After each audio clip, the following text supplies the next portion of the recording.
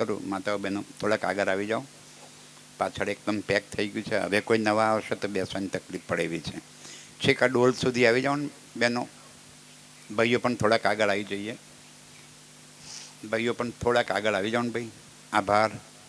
Very good, very good. અબ તો તુમ આએ. આવો આવો આવો. હજુ આ વચ્ચે જગ્યા પૂરી દો ને. થોડાક આગળ આવો ને હજુ. પાછળ થોડા 5-25 આવે તો પાછળ બેસી જાય, બીજું કાંઈ નહીં. બહુ સારું. ઊભા થઈને આવવાનું છે ને, એ બહુ સારું. ગહણી કરવી ના કરતો. હા હા, બહુ સરસ, બહુ સરસ, બહુ સરસ. અરે વાહ. હજુ થોડી જગ્યા રહી ગઈ છે, આમ તો આવી જાવ તો સારું. એટલે વચ્ચે ઊભા ના કરવા પડે, બીજું કાંઈ નહીં.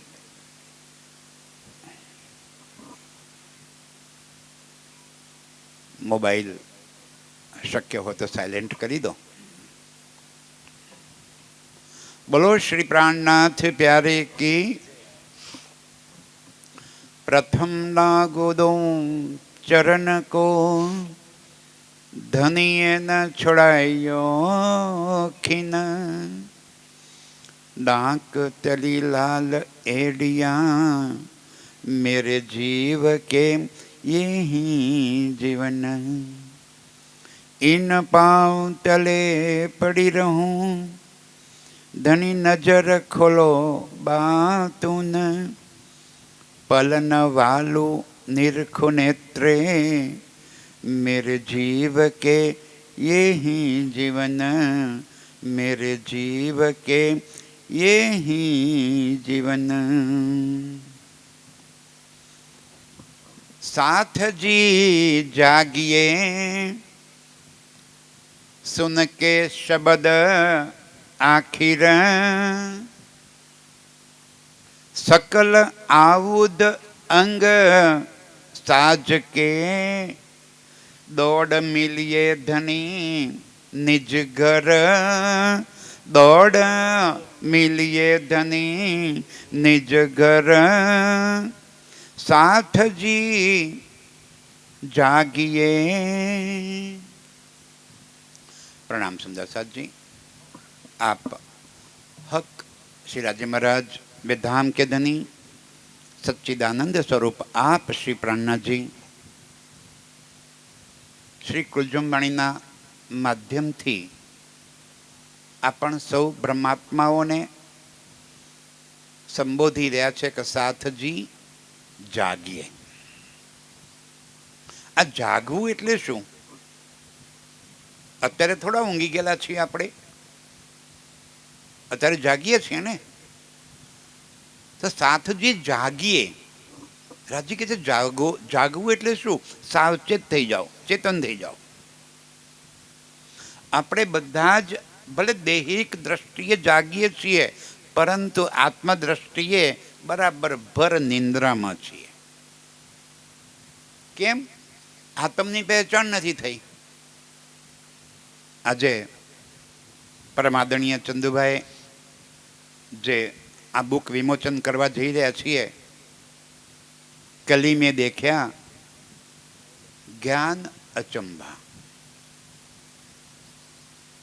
કલી એટલે કલિયુગ, અને કલિયુગની અંદર અચંબિત આશ્ચર્યચકિત કરી દે એવું જ્ઞાન. આજ દિન સુધી આ વાણી આવી એ પહેલા આ સંસારની અંદર અનેક જ્ઞાન આવેલા જ છે. 4 વેદ, એમાંથી 18 પુરાણ, એમાંથી 6 શાસ્ત્ર, ભાગવત, ગીતા, એ ઉપરાંત બાઇબલ, કુરાન, કઈ પ્રકારના શાસ્ત્રો આ જગતમાં હાજર જ છે. તો આ કયું નવું લઈ આવ્યા જે અચંબિત કરી દે આપણને, જે આપણને આશ્ચર્યચકિત કરી દે? એવી કઈ વાત છે જે આ બધા શાસ્ત્રોમાં નથી લખેલી અને આમાં લખી? કંઈક નવું હોય તો જ કહેવાય ને, અચંબિત કરવા વાળું જ્ઞાન. તો પ્રાણનાથજી આપણને અહીંયા આગળ ફરમાવી રહ્યા છે કે આ અચંબિત કરી શકે એવું જ્ઞાન એ છે કે પૂરી દુનિયા આ ત્રિલોકમાં ફસેલી હતી, નિરાકારની અંદર ફસેલી હતી. મેં તમને નિરાકારથી પાર, તીન પાર કે ભી પાર એ વાત સમજાવવા આવ્યો છું. આ એ વાણી છે. પરમાત્મા પરમાત્મા પરમાત્મા, આખી દુનિયા પરમાત્મા પરમાત્મા તો કરે છે, પણ પરમાત્મા કોણ? પરમાત્મા કેવો? પરમાત્મા ક્યારે છે? અને પરમાત્મા શું કરે છે? અને એના કરતાં સૌથી મોટો પ્રશ્ન એ કે મારો એ પરમાત્મા સાથે શું સંબંધ છે? અને એટલા ડાયા કે મારે મારા જીવનમાં એ પરમાત્માની શી જરૂર છે? કારણ કે એટલા ડાયા છીએ ને આપણે કે જરૂર ના હોય ને તો શ્વાસે ના લઈએ. પણ શ્વાસ એટલા માટે લઈએ છીએ કે ખબર છે કે નહીં લઈએ તો હા એટલે લઈએ છીએ. બાકી બહુ ડાયા આપણે. અહીં ભેગા થઈને બેસીએ, કોઈ તાકાત છે? નવરા પડ્યા છીએ કંઈ અહીં બેસી જઈએ? એ જાણવું છે કે પરમાત્મા કોણ છે અને મારો એની સાથે સંબંધ શું છે, અને મારે મારા જીવનમાં એની જરૂરિયાત શી છે. સૌથી પહેલી વાત તો એ કે મારે જરૂરિયાત શી છે. પરમાત્મા કેટલા? આ જગતમાં કોઈને બી પૂછવામાં આવે આટલો પ્રશ્ન કે પરમાત્મા કેટલા, તો બે કહેવાવાળો તો કોઈ નહીં મળે. હાઈવે પર ઊભા રહીને નીકળતા લાખો માણસોને આપણે પ્રશ્ન પૂછીએ કે ભાઈ પરમાત્મા કેટલા, તો બધાનો જવાબ સ્વાભાવિક એક હશે કે પરમાત્મા એક જ છે, બે ન હોય. કારણ કે આપણા વેદ પણ એમ કહે છે એકો બ્રહ્મ દ્વિતીય ન અસ્તિ. બ્રહ્મ એક છે, પરમાત્મા એક છે, બે ન હોઈ શકે. તો કુરાન પણ એમ કહે છે કુલ હુ અલ્લાહ અહેદ, અલ્લાહ એક છે. તો અચ્છા એનો અલ્લાહ નાપરો બ્રહ્મ બે જુદા ને? આપણા વેદ એમ કે છે એકો બ્રહ્મ દ્વિતીય ન અસ્તિ, બ્રહ્મ એક છે, બે ન હોઈ શકે. એવું આપણા વેદ પુરાણ શાસ્ત્રો એમ કે છે કે બ્રહ્મ એટલે કે પરમાત્મા એક છે. કુરાન એમ કે છે કુલ હુ અલ્લાહ અહેદ, અલ્લાહ એક છે. તો અલ્લાહ જુદા ને બ્રહ્મ જુદા ને? અચ્છા, બાઇબલ એમ કે છે the supreme truth God is only one. Supreme એટલે સનાતન, ટ્રુથ એટલે સત્ય. સનાતન સત્ય એક છે. સનાતન સત્ય બે હોઈ શકે જ નહીં. અને પરમાત્મા સત્ય છે, એના સિવાય બાકી બધું જ જૂઠ છે. તો પરમાત્મા જ્યારે એક છે એવું બધા જ કહે છે, અને બધાને જ પૂછીએ કે એ એક પરમાત્મા કોણ છે, ત્યારે બધાનો જવાબ એ હશે કે હું જેને માનું છું એ જ એક પરમાત્મા છે, બાકી બધા ખોટા. એવું જ હોય ને? અને પછી આપણને સમજાવવા કે એ તો નામ જુદા છે, છે તો એકનો એક. કારણ કે મસ્ત રીતે નરસિંહ મહેતાએ આપણને કહી દીધું હરિ તારા નામ છે હજાર, લખવી કંકોતરી. યાદ રહી ગયું આપણને. ત્યાં તો 1000 નામ વાળો છે, પણ છે તો એકનો એક. એવું છે ના મારા સાથીઓ, એ એકને જાણવો છે. સાથજી જાગીએ સુન કે શબ્દ આખર. આ આખરતની વાણી, આખરતના શબ્દો એ સાંભળી અને એ એકને ઓળખી લેવો છે. તો આ અનેક કોણ છે અને આ એક કોણ છે? આ અનેકની ખબર પડી જાય તો પેલા એકની ખબર પડી જાય. આ એક છે એવું જો બધા કહીએ છીએ કે એક જ છે, તો ઝઘડા શાના છે દુનિયામાં ભાઈ? અરે આપણા હિન્દુઓના તો કેટલા, એક જ ગામમાં કદાચ 50 મંદિરો હશે, અને 50 મંદિરો વાળા અંદર ઝઘડા કરે. મારા ભગવાન મોટા ને તારા ભગવાન મોટા, મારા માતાજી મોટા તારા માતાજી નાના. જો એક જ છે, નામ જુદા છે, એટલી ખબર છે આપણને, તો ઝઘડા શાના છે પછી? તો ઝઘડા કેમ કરીએ છીએ? અને એટલા બધા મંદિરો મટાવીને કોઈ એક બનાવીએ તો ના ચાલે? તો કેમ નથી થતું એવું? બધા પોતપોતાની માન્યતા પ્રમાણે એ માન્યતાને જડતાપૂર્વક વર્ગ્યા છે. શું કામ? કે એક સત્યની ખબર નથી. એ જ્ઞાનચંબા એ લઈને આવ્યા. અગાઉથી શાસ્ત્રમાં લખ્યું હતું કે કલિયુગના અંતિમ સમયમાં એ પરબ્રહ્મ અક્ષરાતીત, જેને કલ્કી કયા છે, નિષ્કલંક કયા છે, એ પ્રગટ થવાના છે. એ નિષ્કલંક જ્યારે આવશે ત્યારે જગતનું કલંક મિટાવીને એક પરબ્રહ્મની પહેચાન કરાવશે. એ કોઈ વાદ વિવાદથી પરે હશે. એ હિન્દુ, મુસલમાન, શીખ, ઈસાઈ બધાનો એક મત લઈને ચાલવા વાળા હશે. આપણે નિષ્કલંકને કેવી રીતે ઓળખ્યા? કારણ કે શાસ્ત્રમાં લખ્યું હતું કે સફેદ ઘોડા પર આવશે, હાથમાં તલવાર ધારણ કરશે. આ સફેદ ઘોડો કોને કયો? કે જેમાં કોઈ કલંક નથી. હાથમાં તલવાર કઈ કઈ?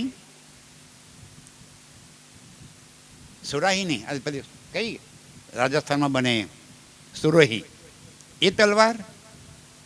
લોખંડની તલવાર? કઈ તલવાર? આ જ્ઞાનરૂપી તલવાર. અને આ જ્ઞાનરૂપી તલવારથી અજ્ઞાનતાને મારશે. કોઈ માણસોને મારવા નથી આવ્યા ભાઈ. તલવાર તો માણસોને મારવા માટે જરૂર પડે. એ કલ્કી અવતાર, એ બુદ્ધ નિષ્કલંક અવતાર શું લઈને આવ્યા? જ્ઞાન. આ જ્ઞાનરૂપી તલવાર લાવ્યા અને જ્ઞાનરૂપી તલવારથી અજ્ઞાનતાનો નાશ થાય. આ અજ્ઞાનતાનો નાશ થાય ક્યારે? સુનકે શબ્દ આખૃત. એ આખૃતની વાણી જે લઈને આવ્યા અને એ આખૃતની વાણીમાં એક પરબ્રહ્મ, એક પરમાત્મા, એક અક્ષરાતીત સચ્ચિદાનંદની પહેચાન કરાવી. અને એ સમજ આવે અને સમજ આવ્યા પછી એના સાથેનો સંબંધ જોડાય ત્યારે કહીએ જાગ્યા. વાણીથી તો જાગ્યા કદાચ, પણ પછી એને પામવો છે. તો પામવા માટે હમણાં જ ડૉક્ટર સાહેબે જણાવ્યું કે પામવા માટે પ્રેમ. નવધાસે ન્યારા. જગતની અંદર નવધા પ્રકારની ભક્તિ ચાલે છે, કર્મ ઉપાસના ચાલ્યા જ કરે છે, લોકો કર્યા કરે છે. આપણને એનાથી બહાર કાઢ્યા. દુનિયાની નવધા પ્રકારની ભક્તિથી બહાર કાઢી અને એક ભક્તિ આપી, પ્રેમ લક્ષણા. અને એ પણ કેવી? અનન્ય. અનન્ય મતલબ ન અન્ય, બીજો કોઈ નહીં. એક પરબ્રહ્મ સાથેના આપણા પ્રેમમયી સંબંધો. કારણ કે પ્રેમથી પ્રાપ્ત કરી શકાશે. એના માટે કોઈ ઉપાસના કે હોમ, હવન, યજ્ઞ, જપ, તપ, માળા, એનાથી એ પ્રાપ્ત નહીં થાય. દુનિયા ક્યાં લાગી છે? હોમ, હવન, યજ્ઞ, જપ, તપ, માળામાં લાગી છે. મારા પ્રાણનાથજી કહે છે છોડ. એને પામવા માટે પ્રેમ દિલમાં પ્રગટાય. હવે પ્રેમ પ્રગટે કેમ કરીને? કે પ્રત્યક્ષ સામે ઊભો હોય તો પ્રેમ કરીએ, તો પ્રત્યક્ષ તો સામે ઊભો નથી. નિજાનંદીય ચિતવન શું છે મારા સાથીઓ? આની બ્યુટી શું છે એ સમજાવું છું. આજે તો આખા જગતના બધા ધર્મો એમ કે છે કે ધ્યાન કરો, પરમાત્માને પામવા માટે ધ્યાન કરો. હમણાં ડૉક્ટરે કીધું કે ભાઈ મંદિરમાં જઈ અને મૂર્તિ જોવાની છે ને, દર્શન તો મૂર્તિના કરવાના છે, તો આંખ શું કામ બંધ કરીએ છીએ? એ તો ખુલ્લી આંખે દેખાય, સામે ઊભેલો છે. તો આંખ બંધ કરીને કેમ જુઓ છો? તો સામે ઊભેલો છે ને નથી જોવાનો, પણ અંદર જે છે એને જોવાનો છે, માટે આંખ બંધ કરીએ છીએ. અને મજાની વાત તો મંદિરમાં જઈએ છીએ શું કામ? મંદિરમાં જઈને હાથ જોડવા વાળા પ્રત્યેક વ્યક્તિના બે હાથની વચ્ચે અદ્રશ્ય ભીખનો કટોરો છે. સમજાય છે?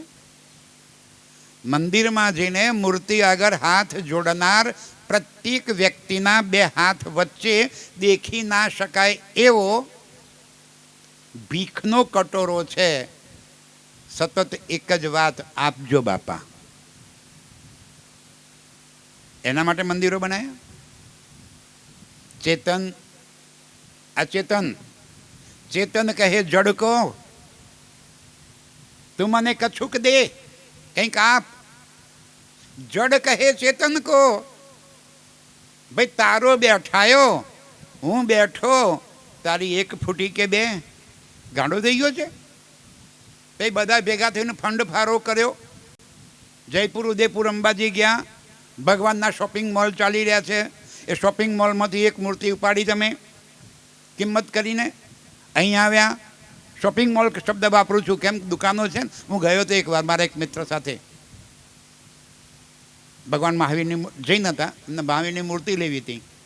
પેલા એક 18,000 કિંમત કીધી. કંઈ વ્યાજબી કર ને, આપણી નાની મૂર્તિ હતી. મેં કંઈ વ્યાજબી કર કે ભગવાનની કિંમતમાં તમે વ્યાજબી કરાવો છો? મેં કીધું ભગવાનને વેચે છે, હું તો કિંમત વ્યાજબી કરાવું છું, તું તો શું કરવા બેઠો છે?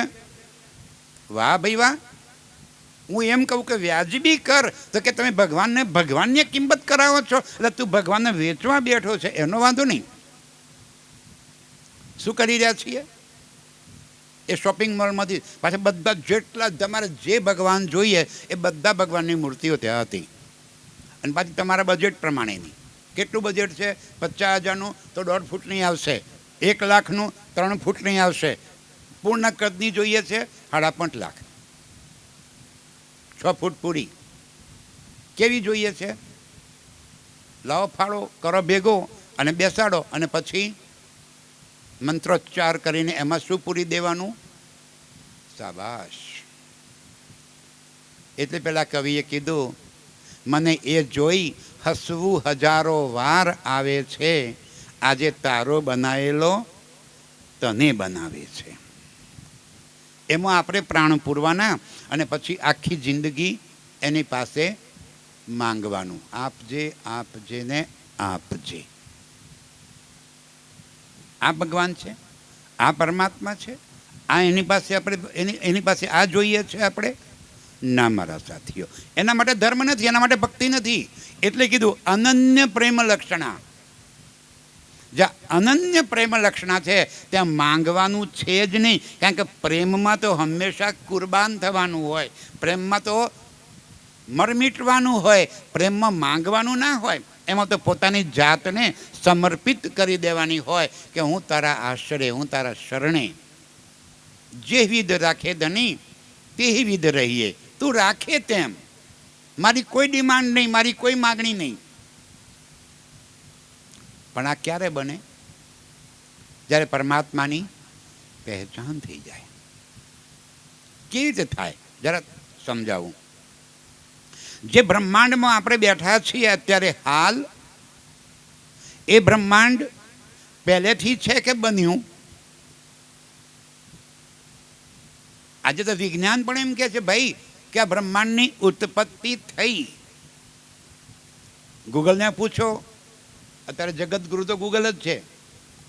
લાલ લુગડાવાળા કોઈ જગતગુરુ નહીં, ગૂગલ જગતગુરુ. કોઈ પણ પ્રશ્ન પૂછો જવાબ આપી દેશે. શું કહે છે? બિગ બેંગ, ક્યાંક અજ્ઞાત સ્થળે ધડાકો થયો અને સૃષ્ટિની રચના થઈ ગઈ. આવી એક નહીં, પલકમાં આવા કઈ ઈંડ બનાવે અને ખપાવે. એ પરબ્રહ્મના એક પલકારામાં આવા અનંત બ્રહ્માંડ બને છે અને મટે છે. આ બ્રહ્માંડ બન્યું તો બન્યું, એમાં ચેતનતા, આ જીવ ક્યાંથી આવ્યો? પેલો જીવ તો કોઈક તો હશે ને. ખોજ ખોજ કે થકે કોઈ પ્રાપ્ત ન કરી શક્યું કે આ પહેલો જીવ આ સંસારમાં આવ્યો ક્યાંથી. વિજ્ઞાન પણ નથી શોધી શક્યું. પણ વિજ્ઞાન આજે એટલું બોલતું થઈ ગયું કે જીવ ઇઝ ધ ગોડ પાર્ટિકલ. વિજ્ઞાન એમ કહે છે કે જીવ શું છે? ગોડ પાર્ટિકલ, ભગવાનનો અંશ છે. એટલી ખબર પડી. પણ હુ ઇઝ ગોડ એ કે અમને ખબર નથી. એ ગોડ છે ક્યાં એ ગોડ છે કેવા, એ ગોડ છે ક્યાં, એની અમને ખબર નથી. હવે એ વાત મારા પ્રાણનાથજીએ આ વાણીના અંદર આપણને સમજ આવી. એટલે કહું છું કે સાથજી જાગીએ સુન કે શબ્દ આખીર. આ આખરતના શબ્દ જાણીને કે જાગ્રત થઈ જાઓ, ચેતન થઈ જાઓ કે શું કહેવા માંગે છે મારા પ્રાણનાથ. કેવી રીતે જીવ આવે આ જગતમાં? અક્ષર બ્રહ્મ. અને એ સૌ મહાનુભાવોનું હાર્દિક સ્વાગત છે. કાળુબા બિરાજો.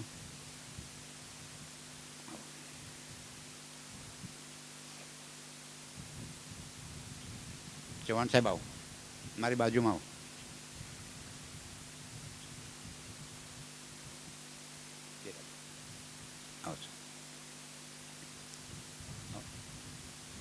આવો મારી બાજુમાં આવો. બિરાજો.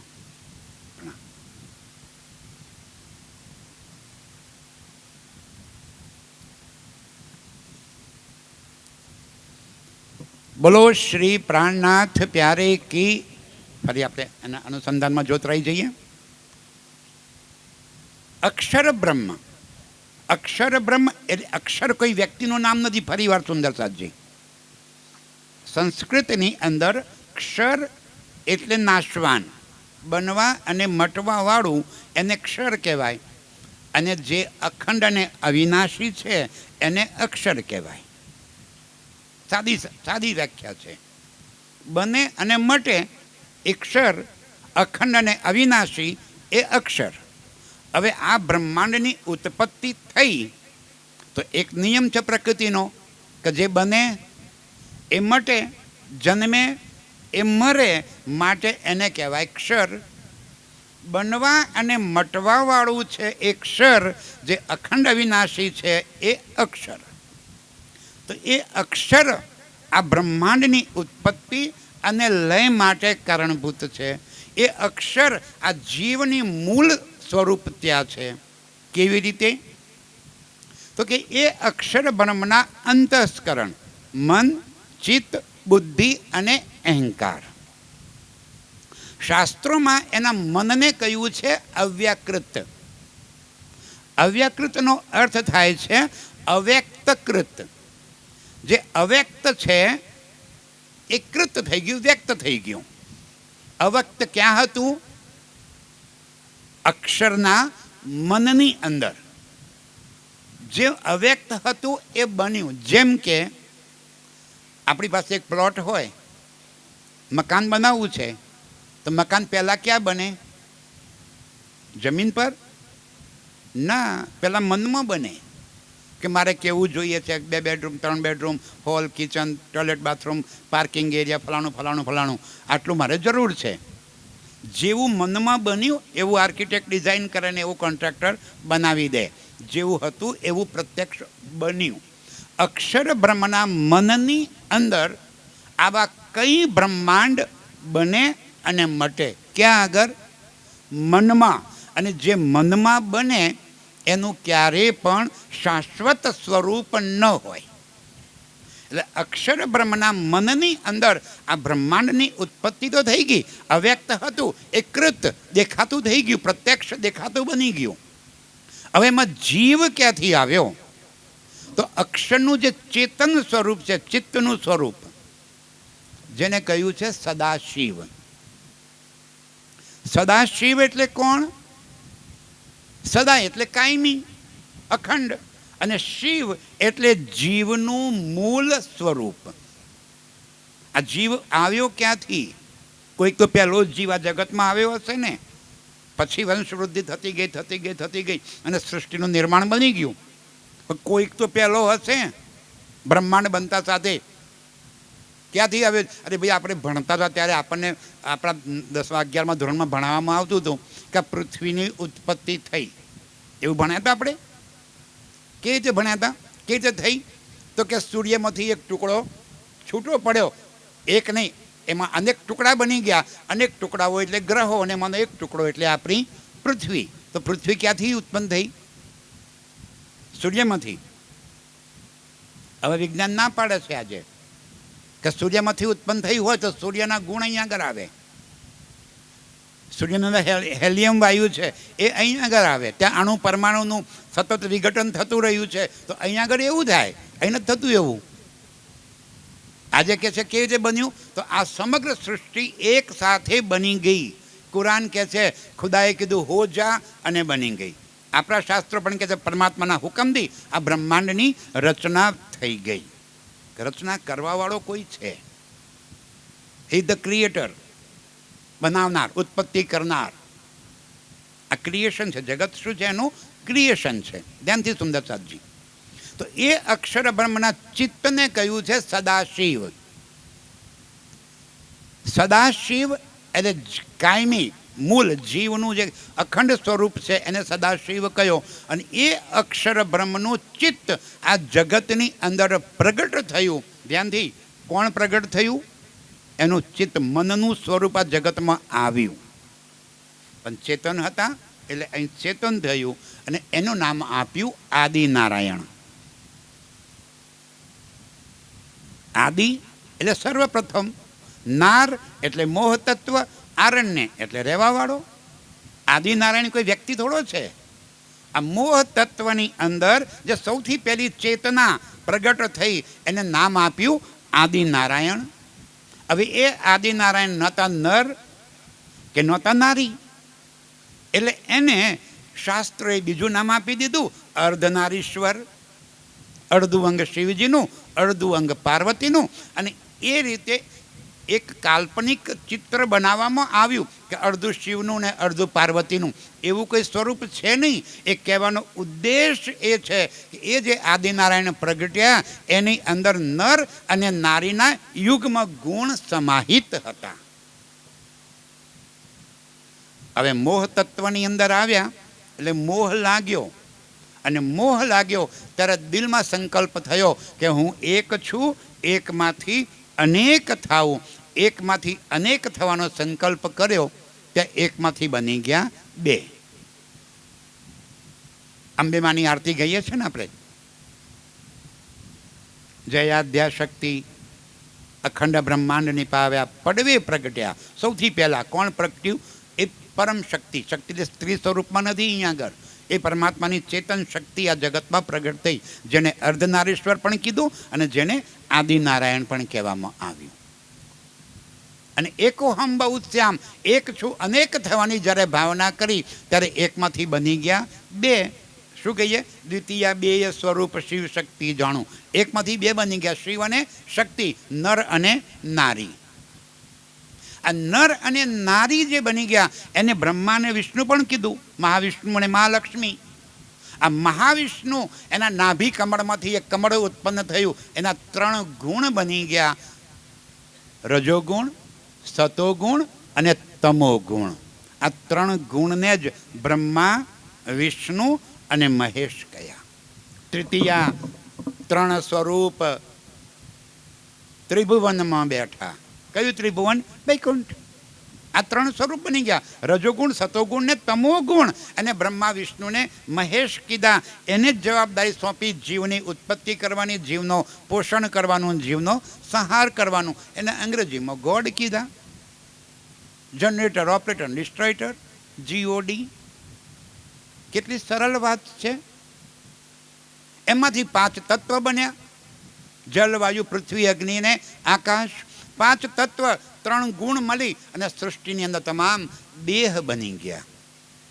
અને હવે આવા આ ભૌતિક સંસારની અંદર આપણે આ બધા જેટલા દેખાણા એ બધાને ભગવાન પરમાત્મા માની અને બધાની ઈષ્ટ પૂજા શરૂ કરી દીધી.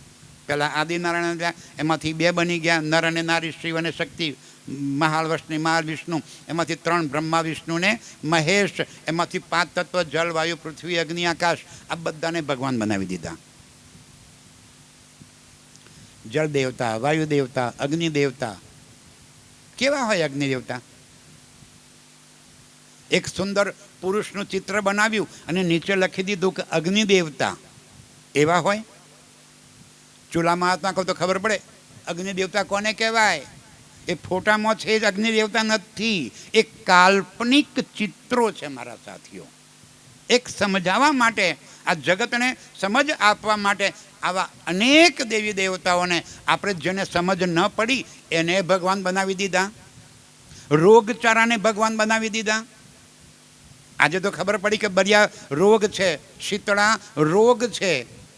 બાળકને જન્મતા સાથે હોસ્પિટલમાં લઈએ છીએ અને ડૉક્ટરને કહીએ છીએ કે બળિયાની રસી મૂકો, શીતળાની રસી મૂકો. શું કામ? ખબર છે કે ભગવાન નથી, રોગ છે.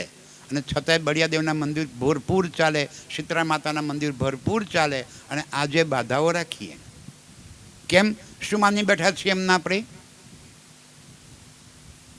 વિચાર તો કરો મારા સાથીઓ. આ એક પરમાત્મા કોણ છે એની ખબર પડી જાય તો આ અનેક વાદ છૂટી જાય અને એક સાથે સંબંધ જોડાઈ જાય. આ લઈ આવ્યા સુન કે શબ્દ આખર. આ જ્ઞાન લઈને આવ્યા મારા પ્રાણનાથજી કે જગતને સમજાય કે ભાઈ આ મિથ્યા જગતની અંદર જે કંઈ છે ત્રિગુણાત્મક સંસાર સંપૂર્ણપણે બનવા અને મટવા વાળો છે. આમાં કોઈ અખંડ અવિનાશી છે જ નહીં. એ અખંડ અવિનાશી પરમાત્માની ખબર પડે, એની પહેચાન થાય તો એની સાથે આત્મતત્વનો સંબંધ જોડાય અને ત્યારે ફાયદો શું? શાના માટે આ કાર્ય કરવાનું છે? શી જરૂર છે? હવે મુદ્દાની વાત આવી કે આપણા જીવનમાં પરમાત્માની જરૂર શી છે? સુંદર સાધજી, આ જગતની અંદર જેટલા સાધુ સંતો, ઋષિ મુનિઓ, તપસ્વીઓ, જે કોઈએ આ સંસારને છોડ્યો, અનેક કષ્ટ ઉઠાવે છે. ઉઠાવે છે ને? આપણે જોયું હશે કે કંઈ સાધુ સંતો નિર્વસ્ત્ર, વસ્ત્રો પણ ત્યાગી દીધા છે, પગમાં જૂતા સુદ્ધા નથી પહેરતા, તાપ તડકો જોયા વગર બસ ચાલ્યા જ કરે છે. એમને પૂછો કે મહારાજ આટલું બધું કષ્ટ શાના માટે ઉઠાવો છો? તો કે મારે સ્વર્ગમાં જવું છે. અને આપણા વેદ શું કહે છે? સ્વર્ગની અંદર શાશ્વત મુક્તિ નથી. તમારા કર્મનું ફળ જ્યાં સુધી છે ત્યાં સુધી તમે સ્વર્ગનો આનંદ લો, વળી પાછા કર્મ ફળ પૂરું, વળી જન્મ મરણના ચક્કરમાં. એવા સ્વર્ગ માટે એટલા બધા કષ્ટ ઉઠાવે છે. આપણે સ્વર્ગમાં જવું છે? ના. કેમ? કે જ્યાં જઈને વળી પાછું આવવું પડે એવું સ્વર્ગ મારે નથી જોઈતું. વૈકુંઠમાં 4 પ્રકારની મુક્તિ આપી, સાયુજ્ય, સામીપ્ય, સાલોક્ય, સાયુજ્ય. અને એ પણ કહે છે મહાપ્રલયમાં જ્યારે બ્રહ્માંડનો લય થાય ત્યારે તમારી મુક્તિ પૂરી, ફરી પાછા જન્મ મરણના ચક્કર ચાલુ. કોઈ એક વાત હોય તો શાશ્વત સુખ પ્રાપ્ત કરવું છે, અખંડ અવિનાશી સુખ પ્રાપ્ત કરવું છે, જ્યાંથી ફરી ક્યારે પણ જન્મ મરણના ચક્કરમાં પડવું જ ન પડે. અને એ સત્ય પરમાત્માની પહેચાન થાય, એની સાથે સંબંધ જોડાય, ત્યારે એ કામ થઈ શકે. આપણો ઉદ્દેશ એક તો આત્મજાગૃતિ, સાથજી જાગીએ. આત્મજાગૃતિ શું? એક તો સ્વયંની પહેચાન, હું કોણ, હું કોણ છું. આ દેહ છે એ હું છું, આ દેહ છે એ હું છું. મારું નામ જયંતી, તો હું કોણ?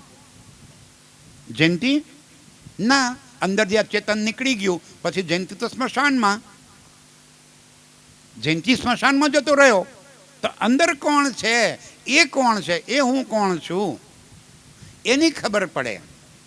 પણ આપણે લઈને શું બેઠા છીએ? આ દેહના મિથ્યા અભિમાનમાં, દેહના મિથ્યા અહંકારમાં લઈને બેઠા છીએ. કઈ તો જુઓ જંતીડો, કઈ જુઓ, અને પછી જુઓ મોઢાના આંખો કેવી ફરી જાય છે. ખબર છે પાછી કે આ દેહ છે એ હું નથી, આ જીવ છે એ પણ હું નથી, હું તો આત્મ સ્વરૂપે છું, એ પરમાત્માના અંશ રૂપે છું, એની અંગના છું. એની સાથે મારો પ્રેમનો આનંદનો સંબંધ છે, એને પ્રાપ્ત કરવો છે. સદા અખંડ અવિનાશી પ્રેમ આનંદમાં મારે ડૂબી જવું છે. એ અખંડ અવિનાશી પ્રેમ આનંદમાં ડૂબવું એ આપણું પરમ લક્ષ્ય છે. આ એની મહેનત છે. કેમ કરીને જવાય? સકલ આવુદ અંગ સાજ કે, રાજી કે બધા આવુદ. કેવા આવુદ? પ્રેમ. હે, આ સંસારના જેટલા બી અવગુણો છે ને, કાઢો. ઈર્ષા, દ્વેષ, કામ, ક્રોધ, લોભ, મોહ, મદ, અહંકાર, એ હટાવીને એ નીકળી જાય દિલમાંથી. પ્રેમ ઉપજે, પરમાત્મા પ્રત્યે સમર્પિતતાનો ભાવ ઉપજે. એ હથિયાર સાજવા છે. સકલ આવુદ અંગ સાજ કે, દોડ મિલીએ ધની નિજ ઘર. અને એની દોડ લગાવી છે. કેવી રીતે? સુંદર સાજી, આત્મ જાગૃતિ માટેના 3 જ વિકલ્પ છે. એક વાણી મંથન, બીજું ચિતવન, અને ત્રીજું રહેણી. જ્યાં સુધી વાણી મંથન, આપણે વાણી વાંચનમાં લાગ્યા છીએ, મંથનમાં નથી લાગ્યા. વાંચવું અને મથવું બે વચ્ચે બહુ અંતર છે મારા સાથીઓ. જ્યાં સુધી શબ્દની ચોટ ના લાગે ત્યાં સુધી શબ્દ અસર ન કરે. આપણને કોઈ ગાળ બોલે તો તરત આપણને એની અસર આવે છે. મને ગાળ બોલી ગયો, કેમ? કે એ ગાળના શબ્દાર્થની આપણને ખબર છે કે આ જે શબ્દ બોલ્યો ગાળનો, એનો અર્થ શું થાય એ વાતની મને ખબર છે, માટે ચોટ લાગે છે. તો હું કોણ છું એ સમજ આવે તો દેહ ભાન કેવી રીતે રહે? એ ચોટ કેમ નથી લાગતી? ધણીના વચનોની ચોટ કેમ નથી લાગતી? હું અખંડ વિનાશી એ પરબ્રહ્મની અંગના છું. હું આત્મ સ્વરૂપે છું. હું તો નિત્ય અને અખંડ અવિનાશી સ્વરૂપ છું. એ વાત જો દિલમાં ચૂબી જાય તો આ સંસાર પ્રત્યેની આસક્તિ સમાપ્ત થાય. આસક્તિ અખંડ કરવી, શું કહે, કાઢવી છે આપણે. જ્યાં સુધી આસક્તિ નથી નીકળી, ચાહનાઓ, ધન, સંપત્તિ, પદ, પરિવાર, પ્રતિષ્ઠા, આ સંસારની જેટલી પણ આસક્તિ છે એ આસક્તિ ભરી પડી છે. ત્યાં સુધી તો હું પદ છે, હું છું. અને હું છું ત્યાં સુધી તું નથી. જ્યારે હું મર્યો ત્યારે તું આવ્યો. આ હું કાઢવું છે, મેં કાઢવી છે, મેં ખુદી દૂર કરવી છે. એના સિવાય એ ક્યારે પણ આપણા નજીક ન આવે. અને મેં ગઈ તો કહે છે હું તારાથી જરાય દૂર નથી. હું તો ક્યાં બેઠો છું? તારા દિલમાં. તું મને બહાર ક્યાં શોધે છે? હું બહાર નથી, તારા અંદર બેઠો છું, તારા દિલમાં બેઠો છું. હું તો અંદર તો જરા ઝાંકીને જો, અંદર તો નજર કર. અંદર જોવું નથી, બહાર શોધ કરી રહ્યા છીએ. જૂઠમાં પરમાત્માને શોધી રહ્યા છીએ. સત્યનો રાહ નથી પકડી શકતા. આજે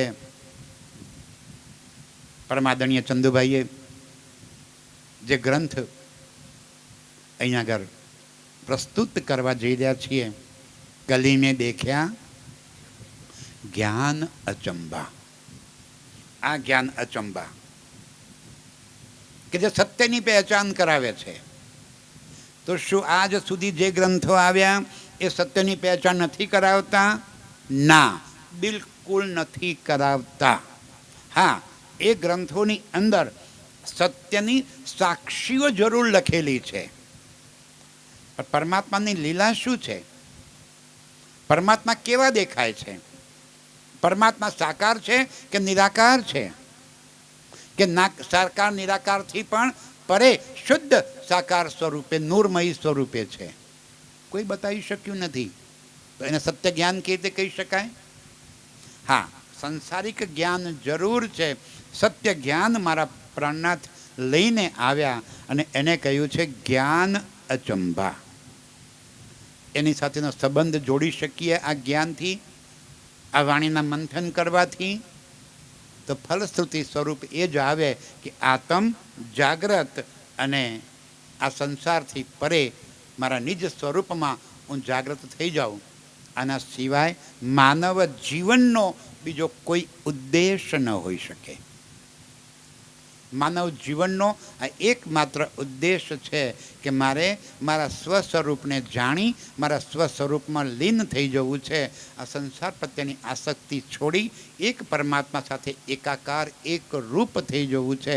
ત્યાં બે તો છે નહીં, કારણ કે એક એવો છે સ્વલીલા અદ્વૈત, પોતે જ પોતાના સ્વરૂપ ધારણ કરી પોતાના સ્વરૂપ સાથે લીલા કરે છે. ઘણી બધી વાતો છે સુંદરસાદજી, સમયનો પણ પાબંદી છે. આ સમયની પાબંદી આપણને આટલે અટકાવે છે, પણ આજનો આ પ્રયાસ છે કલીમે દેખ્યા જ્ઞાન અચંબા. આ જ્ઞાન અચંબાની આપણને પ્રસ્તુતિ કરનાર પરમાદરણીય ચંદુબા, જેમને આ કિતાબ લખી અને સુંદર સાથ સિવાયના જે કોઈ સમાજ છે બધાને એ સમજાવવાનો પ્રયાસ કર્યો છે કે સત્ય શું છે, જૂઠ શું છે. એ સત્યને જાણો, સત્યને ઓળખો અને સત્ય સાથે જ લાગો. આ જ માનવ જીવનનું મહત્વ છે. આજે આટલું સ્વીકાર કરો. બોલો શ્રી પ્રાણનાથ પ્યારે કી જય. પ્રણામ સુંદર સાથી. બોલો શ્રી પ્રાણનાથ પ્યારે કી જય.